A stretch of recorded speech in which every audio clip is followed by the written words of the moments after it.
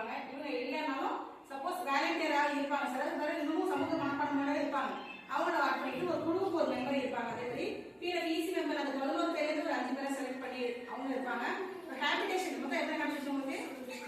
ஒரு ஹேபிடேஷன் தான். Habitation wise ஒரு செலக்ட் பண்ணுவோம். சில பஞ்சாயத்துலலாம் 4 ஹேபிடேஷன் 5 ஹேபிடேஷன் இருக்கும்.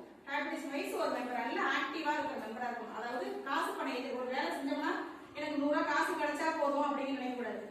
இன்னைக்கு நம்ம போயிடும் ஒரு தொழிலை ஏதோ ஒன்று கத்துக்கிறோம்னா அது 4 பேர் சொல்லி கொடுத்தா போதும். அந்த மாதிரி ஒரு மனப்பான்மையோட இருக்கிறவங்க ஆக்டிவான மெம்பரா சேர்த்து மொத்தம் 20 பேர் இந்த கமிட்டியில மெம்பரா இருக்கணும். இவங்களோட வேலை என்னன்னா, அதாவது நம்ம ஏரியாக்குள்ளார இல்ல நமக்கு தெரிஞ்சவங்களுக்கு ஏதோ ஒரு பிரச்சனை வருது அப்படின்னா நம்ம என்ன பண்ணலாம்? 20 பேருக்கு தட்டி கேட்கணும்.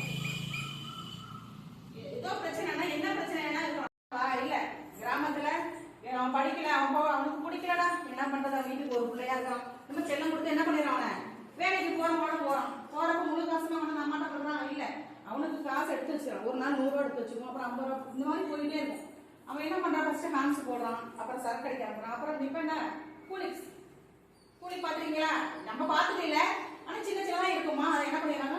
பதத்தை வச்சிருக்காங்க. இந்த மாதிரி நடந்து பாத்து 1 மணி நேரம் உட்காந்து இந்த ஸ்கூல்ல என்ன நடந்துச்சுன்னு கேட்கலாம். இல்ல உனக்கு இன்னைக்கு என்ன ஹோம் ஒர்க் என்ன ஒரு பேரண்ட்ஸ் பேரண்டா நடந்துக்காம நம்ம ஃப்ரெண்ட் மாதிரி நடந்துக்கணும். ஃப்ரெண்டா நடந்துக்கணும். அந்த குழந்தைகிட்ட என்ன நடந்துச்சு ஏது நடந்துச்சு. கொத்தமல்லியில 3 வருஷம் எச்சமா நான் பணியாற்றேன்.